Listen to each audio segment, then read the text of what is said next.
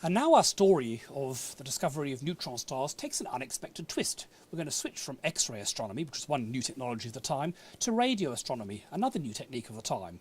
We've talked about radio astronomy in its early days before, back in the first course in the series when we were talking about the discovery of quasars. And back then, one of the leading institutes for this radio astronomy was in the United Kingdom, the University of Cambridge, my alma mater. And some people there at the Lord's Bridge Radio Observatory were trying to look not for neutron stars, but for what's called interplanetary scintillation. You know, if you look at a star at night, it seems to twinkle, and that's because of the bubbles of hot and cold air coming through the atmosphere. But it turns out that if you look at the radio waves from a distant quasar, they get a similar effect, not due to our own atmosphere, but actually due to bubbles of differently ionised material moving around in the galactic wind. And they were planning to do this, so they came up with a new radio telescope. This radio telescope wasn't much to look at. It looked like a paddock full of sheep, full of wooden posts with wires dangling between it. They needed the sheep to keep the grass down because the poles are too close together to get a lawnmower in there. So just a whole bunch of wires dangling on posts all over the place. Most of the clever stuff was in the receivers at the end that connected the signals from these things. And what this telescope was capable of doing was looking for very rapid changes in signals, which is what they were expecting for scintillation. Yeah, so Paul, a young woman at the time, Jocelyn Bell was doing her PhD, was looking at the signal, and it turns out that this was a fixed telescope, and so it looked up into the sky, and as the sky went by, different quasars or radio sources would come into view, and you could look at them for a little bit and see how they might twinkle. But then they had a source come by that Jocelyn Bell realized looked kind of funny. It sort of had, it was scruffy. It had sort of a pattern that kind of looked fuzzy and didn't look like anything else. And they wondered what it was, and they changed how they read the radio signals, because before they were looking at something every couple seconds, and they looked at it at much higher resolution. And when they did that, they saw a ping every 1.33 seconds. And that was what would be going ping in the cosmos? Ping, and then ping every 1.33 seconds. Yeah, and very regularly.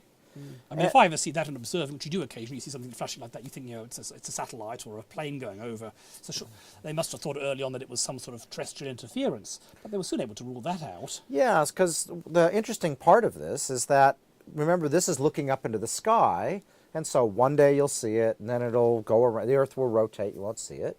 And then you'll see it, and when they saw it come up the next day, they saw it 23 hours, 56 minutes, and 4 seconds later, and that number rings a bell to we astronomers, because that is what we call the sidereal revolution time of the Earth, rather than the time it takes to rotate back to the same place on the Sun.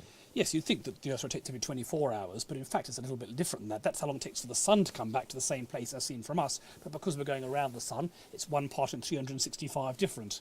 And that small difference was what they were seeing. So that meant that whatever this was, it wasn't on Earth. Because anything on Earth, like, you know, the milk float or someone jamming, you know, someone turning on their phone receiver at the same time, would be at the same calendar time, not the same sidereal time, unless it was another astronomer perhaps.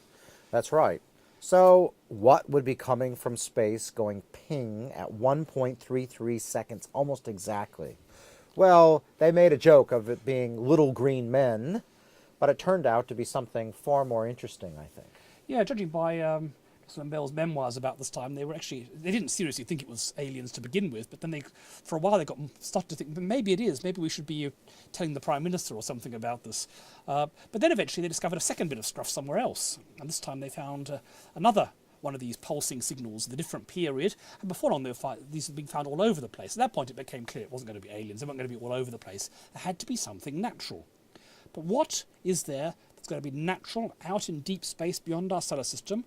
It's putting out a lot of power to pick up radio signals here, but it will do a ping every half a second or every 1.3 seconds or something like that. So you can imagine something pulsing, but, you know, probably aren't big capacitors or something in space that we would make things pulse here on Earth. So maybe we could have something rotating, and for whatever reason there's a hot spot on it, that every time it rotates, you'd see it. Or some sort of eclipse that goes around or something like that. But even so, it's very fast. I mean, we think like an exoplanet that goes around the Sun in 4 days is hooning around, going at some enormous speed. You know, 1.3 seconds. I mean, that's just ridiculous. Wouldn't it just fling itself to pieces from the centrifugal force? Well, I think the Earth certainly would. So maybe we need to do a calculation and see exactly what we're up against here. Okay, so let's do that calculation.